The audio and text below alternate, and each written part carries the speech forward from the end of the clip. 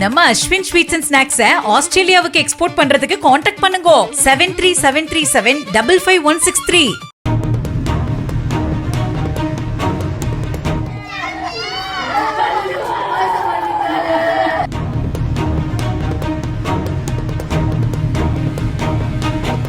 கிருஷ்ணகிரி மாவட்டம் அடுத்த ராயக்கோட்டை செல்லும் சாலையில் உள்ள குடுகூர் பகுதியில் சாலையோரம் எரிந்த நிலையில் ஆண் சடலம் இருப்பதாக கடந்த ஞாயிற்றுக்கிழமை காலை 7 மணிக்கு கிருஷ்ணகிரி தாலுகா போலீசாருக்கு தகவல் கிடைத்தது.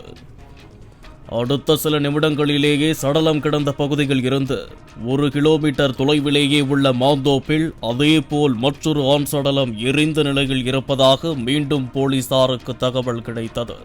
அடுத்தடுத்து 2 ஆண் சடலங்கள் ஒரே மாதிரியான நிலையில் கிடந்ததால் அப்பகுதியே திகிலில் உறைந்தது.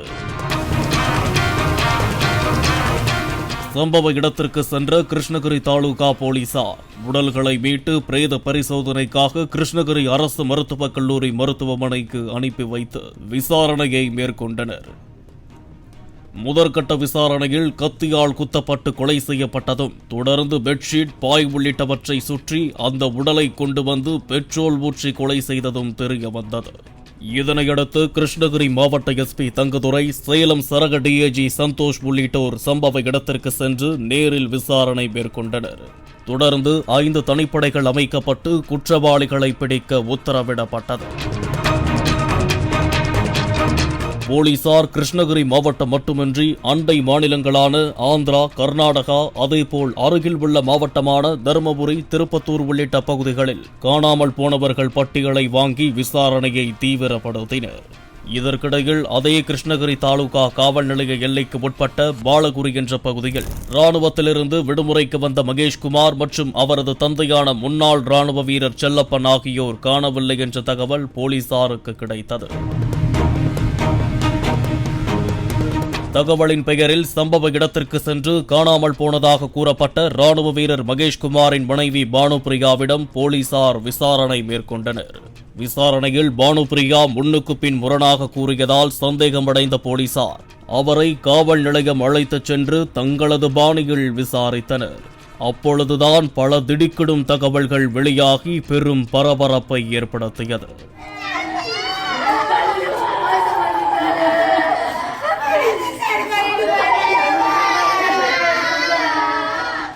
கிருஷ்ணகிரி அடுத்த பாலகுரி பகுதியைச் சேர்ந்தவர் 43 வயது மகேஷ்குமார்.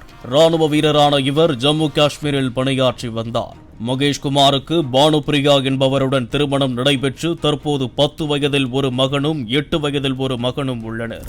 மகேஷ்குமார் ராணுவத்தில் பணிபுரிந்து வந்ததால் பானுபிரியா தனது 2 மகன்கள் மற்றும் மாமனார் செல்லப்பன் மற்றும் மாமியார் காளியம்மாள் ஆகியோருடன் பாலகுரி பகுதியிலேயே வாழ்ந்து வந்தார். மேலும் பானுபிரியா பக்கத்து ஊரான பெல்லாரம்பள்ளி கூற்றோடு பகுதியில் கள்ளச்சந்தையில் மது விற்பனை செய்து வந்து உள்ளார்.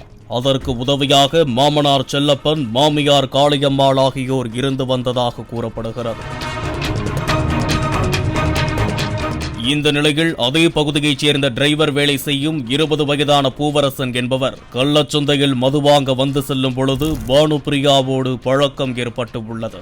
38 வயதான பானுபிரியாவிற்கும் 20 வயதான டிரைவர் பூவரசன் என்பவருக்கும் ஏற்பட்ட அந்த பழக்கம் நாளடைவில் திருமணத்தை தாண்டிய உறவாக மாறியதாக சொல்லப்படுகிறது. இவர்களின் இந்த திருமணத்தை மீறிய உறவானது பானுபிரியாவின் கணவரான ராணுவ வீரர் மகேஷ்குமாருக்கு தெரியவர ஜம்மு காஷ்மீரில் இருந்து உடனடியாக விடுமுறை வாங்கிக் கொண்டு கடந்த சனிக்கிழமை சொந்த ஊரான கிருஷ்ணகிரி அடுத்த பாலகுரி பகுதிக்கு வந்து உள்ளார்.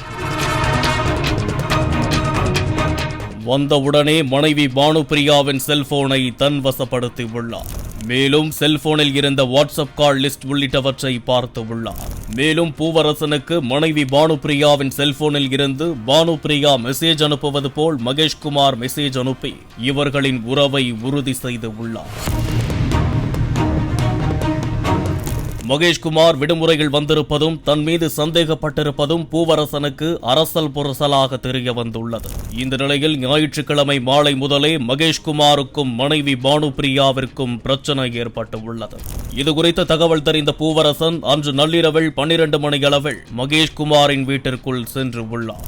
அப்போது மகேஷ்குமாரை பூவரசன் தாக்க முயன்ற பொழுது மகேஷ்குமார் அங்கிருந்த கத்தியால் பூவரசனை குத்த முயன்று உள்ளார். அதனை தடுத்த பூவரசன் அதே கத்தியால் மகேஷ்குமாரின் வயிறு மற்றும் உடலில் பல்வேறு பகுதிகளில் குத்தியதில் இரத்த வெள்ளத்தில் அங்கேயே மகேஷ்குமார் சரிந்து பரிதாபமாக உயிரிழந்தார். சத்தம் கேட்டு அருகில் வீட்டில் தூங்கிக் கொண்டிருந்த மகேஷ்குமாரின் தந்தையான முன்னாள் ராணுவ வீரர் செல்லப்பன் வீட்டிற்குள் நுழைந்து என்ன இங்கு பிரச்சனை என்று கேட்க முயன்ற பொழுது அவரையும் அதே கத்தியால் கழுத்து பகுதியில் குத்தி அங்கேயே பூவரசன் கொலை செய்து உள்ளார். அந்த நேரத்தில் செல்லப்பனின் மனைவி வெளியூரில் கள்ளச்சந்தைகள் மதுவிற்க சென்றதும் தெரிய வந்தது. 2 மணி நேரம் வச்சிருந்தாலாம். என் மகன் சொல்லுவான், நான் ஏத்துக்கலையே, நான் ஏதோ மூடி மாறிச்சுன்னு உடம்பு நல்லா சாமி. பின்னர் அங்கு சிதறிய ரத்தத்தை வீட்டில் இருந்த கம்பளி, பெட்ஷீட் உள்ளிட்டவற்றால் துடைத்து அதே துணியால் அவர்களை கட்டி உள்ளனர். ரத்தத்தை மறைக்க மேலும் அதன் மீது பாயை வைத்து தனித்தனியாக இருவரின் உடலையும் கட்டி உள்ளனர். முதலில் மகேஷ்குமாரின் உடலை பெரிய சாக்குப்பையில் போட்டு மூட்டையாக கட்டி மகேஷ்குமாருக்கு சொந்தமான எலக்ட்ரிக் ஸ்கூட்டரில் மகேஷ்குமாரின் முதல் மகனான 10 வயது சிறுவனை பின்னால் அமர வைத்து அந்த மூட்டையை பிடித்துக்கொள் என்று சொல்லி தந்தையின் உடலையே மகன் பிடித்துக் கொண்டு சென்று உள்ளார். கொடுகூர் என்ற பகுதியில் சாலையோரம் சாக்கு மூட்டையை வைத்துவிட்டு தவளம் என்ற பகுதிக்கு சென்று அங்குள்ள பெட்ரோல் பங்கில் டீசல் வாங்கி வந்து அந்த சாக்குப்பையின் மீது அருகில் இருந்த ஓலைகளை போட்டு டீசல் ஊற்றி தீ வைத்து எரித்து சென்று உள்ளனர்.